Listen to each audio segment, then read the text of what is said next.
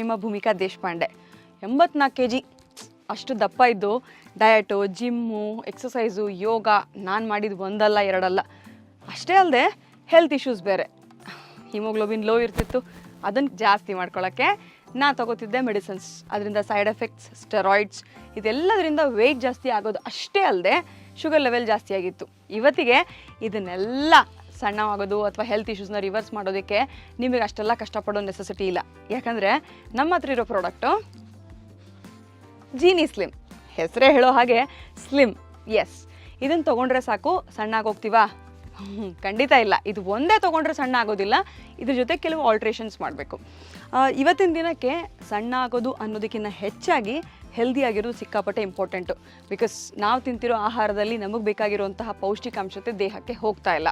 ನಾವೇನು ತಿಂತೀವಿ ಎಲ್ಲನೂ ಕಲುಷಿತ, ಪಲ್ಯೂಟೆಡ್ ಅಂತ ಹೇಳ್ತೀವಿ. ನೀರಿರ್ಬೋದು, ಏರ್ ಇರ್ಬೋದು, ಊಟ ಇರ್ಬೋದು, ಪೆಸ್ಟಿಸೈಡ್ಸು, ಕೆಮಿಕಲ್ಸು, ಇಂಜೆಕ್ಷನ್ಸು, ಲೈಫೇ ಕಂಟಾಮಿನೇಟೆಡ್ ಆಗೋಗ್ಬಿಟ್ಟಿದೆ. ಅಂಥದ್ರಲ್ಲಿ ಹೆಲ್ದಿ ಲೈಫ್ನ ಮೇಂಟೈನ್ ಮಾಡೋದು ಸಿಕ್ಕಾಪಟ್ಟೆ ಇಂಪಾರ್ಟೆಂಟು. ಕೆಲಸ, ಬ್ಯುಸಿ ಶೆಡ್ಯೂಲು ಇವೆಲ್ಲದ್ರ ಮಧ್ಯದಲ್ಲಿ ಹೆಲ್ದಿ ಆಹಾರಗಳ ಬಗ್ಗೆ ಗಮನ ಕೊಡೋದಕ್ಕೆ ನಮಗಾಗೋದಿಲ್ಲ. ಅದಕ್ಕೆ ಅಂತಲೇ ಜೀನಿ ಸ್ಲಿಮ್ ಈ ಪ್ರಾಡಕ್ಟ್ನ ರೆಡಿಯಾಗಿದೆ. ಪ್ರಾಡಕ್ಟ್ ಅಂದ ತಕ್ಷಣ ಕೆಮಿಕಲ್ಸು ಅಥವಾ ಇನ್ನೇನಾದರೂ ಇದೆಯಾ? ಖಂಡಿತ ಇಲ್ಲ. ಮನೆಯಲ್ಲಿ ಕಾಳಿನ ಪಲ್ಯ ಮಾಡ್ಕೊಂಡು ತಿಂತೀವಿ. ರಾತ್ರಿ ಬಾದಾಮ್ ನೆನೆಸಿಡೋದು ಮರ್ತೋಯ್ತು, ಅಯ್ಯೋ ತಿನ್ನಲಿಲ್ವೇ. ಪಿಸ್ತಾ, ಗೋಡಂಬಿ, ವಾಲ್ನಟ್ಸು ಇದು ಎಲ್ಲದಕ್ಕೂ ಅಫೋರ್ಡ್ ಮಾಡುವಂತಹ ಕೆಪಾಸಿಟಿನೂ ಇಲ್ಲದೆ ಇರ್ಬೋದು. ಯಾಕಂದರೆ ಅವೆಲ್ಲ ಚಿಕ್ಕಾಪಟ್ಟೆ ಕಾಸ್ಟ್ಲಿ. ಎಲ್ಲನೂ ಸೇರಿಸಿ ಮಾಡಿರುವಂತಹ ಪ್ರಾಡಕ್ಟೇ ನಮ್ಮ ಜೀನಿ ಸ್ಲಿಮ್. 21ಕ್ಕಿಂತ ಜಾಸ್ತಿ ಐಟಮ್ಸ್ ಇರುತ್ತೆ. ನವಣೆ, ಕೊರಲೆ, ಕೆಂಪಕ್ಕಿ ಇಂತಹ, ಹಾಗೆ ಪಲ್ಸಸ್ ಅಂತ ಹೇಳ್ತೀವಿ, ಏಲಕ್ಕಿ, ಗೋಡಂಬಿ, ಬಾದಾಮಿ, ನೀವು ಏನೇನು ಹೇಳ್ತೀರೋ ಅದೆಲ್ಲನೂ ಇದರಲ್ಲಿರುತ್ತೆ. ಇಂಥ ಐಟಮ್ಸ್ಗಳನ್ನು ಹಾಕೊಂಡು ಮಾಡಿರೋಂತಹ product. First of all weight loss ಅಷ್ಟೇ ಅಲ್ಲದೆ ಇದರಲ್ಲಿ ಎಷ್ಟೋ ಕಾಯಿಲೆಗಳು ಇವತ್ತಿನ ದಿನಕ್ಕಂತೂ ಟ್ರೆಂಡಿಂಗ್ನಲ್ಲಿವೆ. Diabetes, PCOD, thyroid. ಹಾಗೆ ಹೆಣ್ಮಕ್ಳು ಅಂತ ಬಂದರೆ ಅರ್ಲಿ ಏಜ್ ಅಂದರೆ ಚಿಕ್ಕ ಮಕ್ಕಳಿರುವಾಗಲೇ ಪೀರಿಯಡ್ಸ್ ಶುರು ಆಗ್ತವೆ, ಮೆಚೂರ್ಡ್ ಆಗೋದು ಅಂತ ಹೇಳ್ತೀವಿ. 2ನೇ ಕ್ಲಾಸ್ 3ನೇ ಕ್ಲಾಸ್ನಲ್ಲೇ ಹೆಣ್ಮಕ್ಳು ಪೀರಿಯಡ್ಸ್ ಆಗ್ತವೆ. ಅಷ್ಟು ಬೇಗ ಹೆಣ್ಮಕ್ಳು ಪೀರಿಯಡ್ಸ್ ಆಗೋದ್ರಿಂದ ಎಷ್ಟೋ ಕಾಯಿಲೆಗಳು ಬರೋಕ್ಕೆ ಶುರು ಆಗ್ತವೆ. ವೆಯ್ಟ್ ಇಂಕ್ರೀಸ್ ಜಾಸ್ತಿ ಆಗ್ತವೆ. ಯಾಕೆ ಆಗ್ತಿದೆ ಅಂತ ಹೇಳಿದ್ರೆ ಇವತ್ತು ನಾವು ತಿಂತಿರೋ ಆಹಾರದಲ್ಲಿ ಸ್ಟೋರೇಜ್ ಫುಡ್ ಅಂತ ಹೇಳ್ತೀವಿ, ಸ್ಟೆರಾಯ್ಡ್ಸ್ ಇರುತ್ತವೆ ಅಥವಾ ಕಂಟ್ಯಾಮಿನೇಟೆಡ್ ಫುಡ್ ಇರ್ಬೋದು. ಇದೆಲ್ಲದರಿಂದ ಹೆಣ್ಮಕ್ಳಲ್ಲಿ ಹಾರ್ಮೋನ್ ಇಂಬ್ಯಾಲೆನ್ಸ್ ಆಗುತ್ತೆ. ಹಾಗಾಗಿ ಹೆಣ್ಮಕ್ಳಿಗೆ ಚಿಕ್ಕ ವಯಸ್ಸಿಂದಾನೇ ಈ ಪ್ರಾಡಕ್ಟ್ನ ಕೊಡೋದ್ರಿಂದ ಏನಿಲ್ಲ, ಗಂಜಿ ಸಿಂಪಲ್ 1 ಚಮಚ ಇದನ್ನು ತೊಗೊಂಡ್ವಿ, ಅರ್ಧ ಗ್ಲಾಸ್ ನೀರು, ಅರ್ಧ ಗ್ಲಾಸ್ ಹಾಲಿಗೆ ಹಾಕಿ ಗಂಜಿ ಥರ ಮಾಡಿ ಮಕ್ಳಿಗೆ ಕೊಡೋದ್ರಿಂದ ಹೆಣ್ಮಕ್ಳು ಸ್ಪೆಷಲಿ, ಹಾಗಂತ ಗಂಡ್ಮಕ್ಳು ತೊಗೋಬಾರ್ದಾ? ಖಂಡಿತ ತೊಗೋಬೋದು. ಆದರೆ ಹೆಣ್ಮಕ್ಳಿಗೆ ಕೊಡೋದ್ರಿಂದ ಗಂಡ್ಮಕ್ಳಂತೂ ಪೀರಿಯಡ್ಸ್ ಆಗೋದಿಲ್ಲ, ಪ್ರೆಗ್ನೆನ್ಸಿ ಇಶ್ಯೂಸ್ ಅಂತ ಬರೋದಿಲ್ಲ. ಹೆಣ್ಮಕ್ಳಿಗೆ ಈ ಇಶ್ಯೂಸ್ ಸಾಲ್ವ್ ಆಗುತ್ತೆ. ಹಾಗೆ PCOD, ಥೈರಾಯ್ಡ್ ಇವತ್ತಿನ ದಿನಕ್ಕೆ ಹೆವಿ ಹೆಣ್ಮಕ್ಳಲ್ಲಿ ಕಾಣಿಸ್ಕೊತಿರೋಂತಹ ಕಾಯಿಲೆಗಳು. ವೆಯ್ಟ್ ದಪ್ಪ ಆಗೋದಷ್ಟೇ ಅಲ್ಲದೆ ಈ ಥರ ಕಾಯಿಲೆಗಳು ಕೂಡ ರಿವರ್ಸ್ ಮಾಡ್ಬೋದು. ಎಸ್, ಸೊ ಜಿಮ್ಗೆ ಹೋದ್ವಿ, ಪ್ರೋಟೀನ್ ಶೇಕ್ ಅಂತ ತೊಗೋತೀವಿ. ಪ್ರೋಟೀನ್ ಶೇಕ್ಗಳಲ್ಲಿ ಎಷ್ಟೋ ಕೆಮಿಕಲ್ಸ್ ಇರ್ತವೆ. ಎಲ್ಲ ನ್ಯಾಚುರಲ್ ಆಗಿ ಕಾಳುಗಳನ್ನ ಹಾಕೋದ್ರಿಂದ ಇದರಲ್ಲಿ ನಿಮಗೆ ಪ್ರೋಟೀನ್ ಸಿಗುತ್ತೆ. ಹಾಗೆ ಮಿಲೆಟ್ಸ್ಗಳನ್ನ ಹಾಕೋದ್ರಿಂದ ಇಮ್ಯೂನ್ ಸಿಸ್ಟಮ್ ಜಾಸ್ತಿ ಆಗುತ್ತೆ. ಹಾಗೆ ಡ್ರೈ ಫ್ರೂಟ್ಸ್ಗಳನ್ನ ಹಾಕೋದ್ರಿಂದ ಬಾಡಿಗೆ ಎನರ್ಜಿ ಬರುತ್ತೆ. ಪ್ಲಸ್ ವಾಲ್ನಟ್ಸ್ ಇರ್ಬೋದು, ಪಿಸ್ತಾ ಇರ್ಬೋದು, ಗೋಡಂಬಿ, ಬಾದಾಮಿ ಇದೆಲ್ಲದ್ರಿಂದನೂ ಪ್ರೋಟೀನ್ ಅಂಶ, ಇದರಲ್ಲೂ ಕೂಡ ಪ್ರೋಟೀನ್ ಇರುತ್ತೆ. ಹಾಗೆ ಜಿಡ್ಡಿನ ಅಂಶ ಅಂದರೆ ಫ್ಯಾಟ್ ಕಂಟೆಂಟ್ ಅಂತ ಹೇಳ್ತೀವಿ. ಬಾಡಿಗೆ ಗುಡ್ ಫ್ಯಾಟ್ ಸಿಕ್ಕಾಪಟ್ಟೆ ಒಳ್ಳೆಯದು. ಬ್ಯಾಡ್ ಕೊಲೆಸ್ಟ್ರಾಲ್, ಗುಡ್ ಕೊಲೆಸ್ಟ್ರಾಲ್ ಅಂತ ಹೇಳ್ತೀವಿ. ನಾವು ಪಿಜ್ಜಾ, ಬರ್ಗರು ಅಥವಾ ಐಸ್ ಕ್ರೀಮ್ಸ್ ಇದೆಲ್ಲದರೂ ತಿನ್ನೋದ್ರಿಂದ ಬಾಡಿಗೆ ಬೇಡದೇ ಇರೋಂತಹ ಕಾರ್ಬ್ಸ್, ಶುಗರ್, ಅನ್ವಾಂಟೆಡ್ ಫ್ಯಾಟ್ ದೇಹಕ್ಕೆ ಹೋಗುತ್ತೆ, ದಪ್ಪ ಆಗ್ತೀವಿ, ಆರ್ಗನ್ಸ್ ಮೇಲೆ ಹೊಡೆತ ಕೊಡುತ್ತೆ, ಹಾರ್ಮೋನ್ಸ್ ಇಂಬ್ಯಾಲೆನ್ಸ್ ಆಗುತ್ತೆ, ಹೆಲ್ತ್ ಇಶ್ಯೂಸ್ ಶುರು ಆಗುತ್ತೆ. ಅದ್ರ ಬದಲು good carbs, good sugar, good fat ತಗೊಳ್ಳೋದ್ರಿಂದ ಬಾಡಿಗೆ ವೆಯ್ಟ್ ಕಮ್ಮಿ ಆಗೋದಷ್ಟೇ ಅಲ್ಲದೆ ಆರ್ಗನ್ಸ್ ಎನರ್ಜೈಸ್ಡ್ ಆಗುತ್ತೆ. ಆರ್ಗನ್ಸ್ ಮೇಲೆ ಯಾವುದೇ ರೀತಿಯಾದಂತಹ ದುಷ್ಪರಿಣಾಮ ಅಂದರೆ ಸೈಡ್ ಎಫೆಕ್ಟ್ಸ್ ಏನೂ ಇಲ್ಲದೆ ಹೆಲ್ದಿ ವೇನಲ್ಲಿ ಬೆಳೆ ಶುರು ಮಾಡ್ತೀರ. ಫಸ್ಟ್ ಆಫ್ ಆಲ್ ಇಷ್ಟೆಲ್ಲ ಅನ್ಹೆಲ್ದಿ ಲೈಫ್ ಮಧ್ಯದಲ್ಲಿ ಸ್ವಲ್ಪ ನಮ್ಮ ಆರೋಗ್ಯನ ಕಾಪಾಡ್ಕೊಳ್ಳೋದು ಸಿಕ್ಕಾಪಟ್ಟೆ ಇಂಪಾರ್ಟೆಂಟು. ಎಲ್ಲ ಕಿಡ್ನಿ ಇರ್ಬೋದು, ಲಿವರ್ ಇರ್ಬೋದು, ಹಾರ್ಟ್ ಫೇಲ್ಯೂರ್ ಇರ್ಬೋದು, ಇಂಥ ಡ್ಯಾಮೇಜಸ್ ಆಗಿ ಹಾಸ್ಪಿಟ್ಲಲ್ಲಿ ಹೋಗಿ ಬಿಲ್ ಕಟ್ಟೋದಕ್ಕಿಂತ ಒಳ್ಳೆಯದು ನಮ್ಮ ಜೀನಿ ಸ್ಲಿಮ್ನ ಖರೀದಿ ಮಾಡಿ ಮೊದಲಿಂದಾನೇ ಹೆಲ್ದಿಯಾಗಿರೋದು. ಆರೋಗ್ಯವೇ ಭಾಗ್ಯ ಅಂತ ಹೇಳ್ತೀವಿ. ಹೋಮ್ ಲೋನ್ ತೊಗೋತೀವಿ, ಗೋಲ್ಡ್ ಲೋನ್ ತೊಗೋತೀವಿ, ಕಾರ್ ಲೋನ್ ತೊಗೋತೀವಿ. ಹೆಲ್ತ್ ಲೋನ್ ಎಲ್ಲರೂ ತೊಗೊಂಡಿರೋದಿದೆಯಾ? ಹೆಲ್ತ್ ಇನ್ಶೂರೆನ್ಸ್ ತೊಗೋತೀವಿ. ಯಾಕಂದರೆ ಹಾಸ್ಪಿಟಲ್ ಸೇರಿದ್ಮೇಲೆ ಬಿಲ್ ಕಟ್ಟೋಕ್ಕೆ.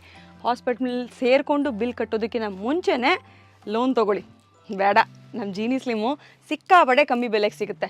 ಬರೀ 1539 ರೂಪಾಯಿ. ನಿಮ್ಮ ಆರೋಗ್ಯನ ಕಾಪಾಡ್ಕೊಳ್ಳಿ, ಹೆಲ್ದಿಯಾಗಿರಿ. ಹುಟ್ಟಿದಾಗಿಂದ ಇಲ್ಲಿವರೆಗೂ ದಪ್ಪ ಆಗೋದಕ್ಕೆ ಇಷ್ಟೆಲ್ಲ ಕಷ್ಟಪಟ್ಟು ತಿಂದು ದಪ್ಪ ಆಗಿರ್ತೀವಿ. ಅಂಥದ್ರಲ್ಲಿ ಬರೀ 1 ವರ್ಷ ಕೊಟ್ಟು ಸಣ್ಣ ಆಗ್ತೀವಿ ಅಂತ ಹೇಳಿದ್ರೆ ಎಷ್ಟು ಒಳ್ಳೆ ಮಾತಲ್ವಾ? ಎಸ್, ನಮ್ಮ ಜೀನಿ ಸ್ಲಿಮ್ನ ಹಾಗೆ 12 ತಿಂಗಳು ಅಂದರೆ 1 ವರ್ಷ ಕಂಟಿನ್ಯೂ ಬೆಳಿಗ್ಗೆ ರಾತ್ರಿ ತೊಗೊಂಡ್ರೆ ಒಂದೊಂದು ಗ್ಲಾಸ್ ಗಂಜಿ ಥರ ಮಾಡ್ಕೊಂಡು ಕುಡಿದ್ರೆ ಖಂಡಿತವಾಗ್ಲೂ ಸಣ್ಣ ಆಗ್ತೀರಾ. ಇದೊಂದೇ ತೊಗೊಳೋದ್ರಿಂದ ಸಣ್ಣ ಆಗ್ತೀವಾ ಇಲ್ಲ, ಆಗಲೇ ಹೇಳ್ದಂಗೆ ಸ್ವಲ್ಪ ಕಾರ್ಬ್ಸ್ ಹಾಗೆ ಶುಗರ್ ಐಟಮ್ಸನ್ನು ಕಮ್ಮಿ ಮಾಡಿ ಸ್ವಲ್ಪ ಎಕ್ಸಸೈಸ್. ಇವತ್ತಿನ ದಿನಕ್ಕೆ ನಮ್ಮ ಹೆಲ್ತನ್ನು ಮೇಂಟೈನ್ ಮಾಡ್ಕೊಳ್ಳೋದು ಸಿಕ್ಕಾಪಟ್ಟೆ ಇಂಪಾರ್ಟೆಂಟು. ಮೊಬೈಲ್ ಚಾರ್ಜ್ ಹಾಕ್ತೀವಿ ನಮ್ಮ ದೇಹಕ್ಕೂ ಅಷ್ಟೇ. ಜೀನಿ ಸ್ಲಿಮ್ ಯೂಸ್ ಮಾಡೋಕ್ಕೆ ಶುರು ಮಾಡಿ. ಬೆಳಗ್ಗೆ 1 ಗ್ಲಾಸು, ರಾತ್ರಿ 1 ಗ್ಲಾಸು ತೊಗೊಳೋದ್ರಿಂದ ಎನರ್ಜಿ ಲೆವೆಲ್ ಜಾಸ್ತಿ ಆಗುತ್ತೆ, ವೆಯ್ಟ್ ಲಾಸ್ ಆಗೋಕ್ಕೆ ಶುರು ಆಗ್ತೀರಾ, ಆರ್ಗನ್ಸ್ ಎಲ್ಲ ಹೀಲ್ ಆಗೋಕ್ಕೆ ಶುರು ಆಗುತ್ತೆ. ಮಂಡಿ ನೋವಿದೆಯಾ, ಬ್ಯಾಕ್ ಪೇಯ್ನ್ ಇದೆಯಾ, ಇವೆಲ್ಲನೂ ಹೀಲ್ ಆಗೋಕ್ಕೆ ಶುರು ಆಗುತ್ತೆ. ಬರೀ ಇದು ಒಂದು ಬಾಟ್ಲ್ ತೊಗೊಂಡ ತಕ್ಷಣ ಎಲ್ಲನೂ ಹೀಲ್ ಆಗಿಬಿಡುತ್ತಾ? ಒಂದು ಬಾಟ್ಲ್ ತೊಗೊಳೋದ್ರಿಂದ ಹೀರಾಗಲ್ಲ, ಅಟ್ಲೀಸ್ಟ್ ಒಂದು ಸ್ವಲ್ಪ ಹೆಲ್ಪ್ ಆಗೋಕ್ಕೆ ಶುರು ಆಗುತ್ತೆ. ಬಿಕಾಸ್ ಆಗಲೇ ಹೇಳ್ದಂಗೆ ಕಂಪ್ಲೀಟ್ ಪ್ರೋಟೀನ್ ಅಂಶ ಇದೆ, ಕ್ಯಾಲ್ಶಿಯಮ್ ಇರ್ತವೆ. ನಮ್ಮ ದೇಹಕ್ಕೆ ಬೇಕಾಗಿರೋದು ಮಸಲ್ ಗ್ರೋತಿಗೆ ಪ್ರೋಟೀನ್, ಬೋನ್ ಪೇಯ್ನ್ ಅಂತ ಬಂದರೆ calcium, vitamin D, vitamin C, ಇವೆಲ್ಲನೂ ಮಿಕ್ಸರ್ ಇರೋದ್ರಿಂದ ದೇಹಕ್ಕೆ ಎನರ್ಜಿ ಹಾಗೆ ವೆಯ್ಟ್ ಲಾಸ್, ಹಾಗೆ ನಿಮ್ಮ ದೇಹಕ್ಕೆ ಈವನ್ ಸ್ಕಿನ್ ಕೂಡ ಗ್ಲೋ ಆಗೋಕ್ಕೆ ಶುರು ಆಗುತ್ತೆ. ಬಿಕಾಸ್ ಇಷ್ಟೆಲ್ಲ ಹೆಲ್ದಿ ಪ್ರಾಡಕ್ಟ್ ತೊಗೊಂಡಾಗ ಒಳಗಿರೋ ನಮ್ಮ ದೇಹದ ಒಳಗಿರೋ ಕ್ಲೆನ್ಸಿಂಗ್ ಅಂತ ಹೇಳ್ತೀವಿ, ಬಾಡಿ ಕ್ಲೆನ್ಸ್ ಮಾಡೋಕ್ಕೆ ಶುರು ಮಾಡ್ತೀವಿ.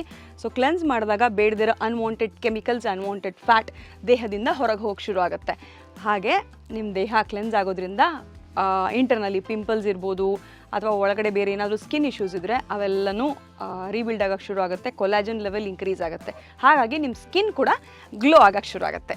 ಸೊ ಜೀನಿ ತೊಗೊಳ್ಳೋ ಟೈಮ್ನಲ್ಲಿ ಸ್ವಲ್ಪ ಕಾರ್ಬೋಹೈಡ್ರೇಟ್ಸ್ ಫುಡ್ ಅಂತ ಹೇಳ್ತೀವಿ, ರೈಸ್ ಇರ್ಬೋದು, ಮೈದಾ ಇರ್ಬೋದು, ಒಂದು ಸ್ವಲ್ಪ ಅವಾಯ್ಡ್ ಮಾಡಿ ಶುಗರನ್ನು ಕಂಪ್ಲೀಟಾಗಿ ಸ್ಟಾಪ್ ಮಾಡಿಬಿಡಿ. ಕೆಲವರು ಹೇಳ್ತಾರೆ ನಾನು ಶುಗರೇ ತಿನ್ನೋದಿಲ್ಲ, ಐಸ್ ಕ್ರೀಮೇ ತಿನ್ನೋದಿಲ್ಲ, ಬೆಲ್ಲದ ಚಹಾ ಕುಡಿತೀನಿ, ಹನಿ ಹಾಕೊಂಡು ಕುಡಿತೀನಿ. ಬೆಲ್ಲ ಎಲ್ಲಿಂದ ಬರುತ್ತೆ? ಹನಿ ಅನ್ನೋದೂ ಕೂಡ ಸ್ವೀಟೇ. ನಾವು ಡೈರೆಕ್ಟ್ಲಿ ಅಥವಾ ಇಂಡೈರೆಕ್ಟ್ಲಿ ನಾವು ತಿನ್ನೋ ಎಷ್ಟೋ ಆಹಾರದಲ್ಲಿ ಕ್ಯಾರೆಟು, ಬೀಟ್ರೂಟು, ಬನಾನಾ, ಆ್ಯಪಲ್ ಇದರಲ್ಲಿ ಕೂಡ ಶುಗರ್ ಇರುತ್ತೆ, ನ್ಯಾಚುರಲ್ ಶುಗರ್. ಅಂಥದ್ದನ್ನು ಯೂಸ್ ಮಾಡಿ ಅನ್ವಾಂಟೆಡ್ ಬೇಡದಿರೋ ಶುಗರನ್ನು ಕಡೌನ್ ಮಾಡಿ ಅದ್ರ ಜೊತೆಗೆ ಜೀನಿ ಕುಡೀರಿ. ಸೊ ಹಸುವಾಗೋದು ಕಮ್ಮಿ ಆಗೋಕ್ಕೆ ಶುರು ಆಗುತ್ತೆ. ಯಾಕಂದರೆ ಜೀನಿನಲ್ಲಿ ಬೇಕಾಗಿರುವಂತಹ ಪ್ರತಿಯೊಂದು ಕಾರ್ಬ್ಸ್ ಇದೆ, ಎಸ್ ಗುಡ್ ಕಾರ್ಬ್ಸ್, ಫ್ಯಾಟ್ ಇದೆ, ಪ್ರೋಟೀನ್ ಇದೆ, ಎನರ್ಜಿ ಇದೆ, ಶುಗರ್ ಕೂಡ ಇದೆ, ಆದರೆ ಗುಡ್ ಶುಗರ್. ಇವೆಲ್ಲನೂ ಏನು ಹೇಳಿದೆ ಎಲ್ಲನೂ ಕಂಪ್ಲೀಟಾಗಿ ದೇಹಕ್ಕೆ ಬೇಕಾಗಿರುವಂತಹ ಗುಡ್ ಕೊಲೆಸ್ಟ್ರಾಲ್. ಸೊ ಇದನ್ನು ತೊಗೊಳೋದ್ರಿಂದ ನಿಮಗೆ ಹಸಿವು ಕಮ್ಮಿ ಆಗುತ್ತೆ. ಹಸಿವು ಕಮ್ಮಿ ಆದಾಗ ಬೇಡದೇ ಇರೋ ಅನ್ವಾಂಟೆಡ್ ಫುಡ್ನ ತೊಗೊಳೋದನ್ನು ಕಮ್ಮಿ ಮಾಡ್ತೀವಿ. ಆಗ ನಿಮ್ಮ ವೆಯ್ಟ್ ಲಾಸ್ ಆಗುತ್ತೆ, ಎನರ್ಜಿ ಲೆವೆಲ್ ಕೂಡ ಜಾಸ್ತಿ ಆಗುತ್ತೆ. ಬೆಳಗ್ಗೆ ಎದ್ದ ತಕ್ಷಣ ಬ್ರಷ್ ಮಾಡ್ತೀವಿ, ಸ್ನಾನ ಮಾಡ್ತೀವಿ, ಹಬ್ಬ ಬಂತು ಅಂದರೆ ಹೊಸ ಬಟ್ಟೆಗಳನ್ನ ತೊಗೋತೀವಿ. ಮೇಲ್ಗಡೆ ನೋಡೋದಕ್ಕೆ ಚೆನ್ನಾಗಿ ಕಾಣಬೇಕು ಅಂತ ಅಂದ್ಕೊಳ್ಳೋ ನಾವು ಇಂಟರ್ನಲ್ಲಿ ನಮ್ಮ ಆರ್ಗನ್ಸನ್ನು ಕಾಪಾಡ್ಕೊಳ್ಳೋದನ್ನು ಮರ್ತೇ ಹೋಗ್ತೀವಿ. ಸೊ ಜೀನಿ ಸ್ಲಿಮ್ ತೊಗೊಂಡು ಇಂಟರ್ನಲ್ಲಿ ಹೀಲಿಂಗ್ ಶುರು ಮಾಡಿ. ಆರ್ಗನ್ಸಿಗೆ ಎನರ್ಜಿ ಬೇಕು, ಅದಕ್ಕೆ ಬೇಕಾಗಿರುವಂತಹ ನ್ಯೂಟ್ರಿಯೆಂಟ್ಸ್ ಬೇಕು, ಅದನ್ನು ಕೊಡೋಕ್ಕೆ ಶುರು ಮಾಡಿ. ಮೇಲ್ಗಡೆನೂ ಚೆನ್ನಾಗಿರೋದಲ್ಲದೆ ಇಂಟರ್ನಲ್ಲಿ ನಿಮ್ಮ ಆರೋಗ್ಯ ಕೂಡ ಚೆನ್ನಾಗಿರುತ್ತೆ. ಈಗಲೇ ಜೀನಿ ಸ್ಲಿಮ್ನ ಆರ್ಡರ್ ಮಾಡಿ. ಹೇಗೆ ಅಂತೀರಾ? ಕೆಳಗೆ ನಂಬರ್ ಡಿಸ್ಪ್ಲೇ ಆಗ್ತಾ ಇದೆ, ಅಲ್ಲಿ ಕಾಲ್ ಮಾಡಿದ್ರೆ ಹೇಗೆ ಆರ್ಡರ್ ಮಾಡಬೇಕಂತ ಹೇಳಿ ಅವ್ರು ಹೇಳ್ತಾರೆ.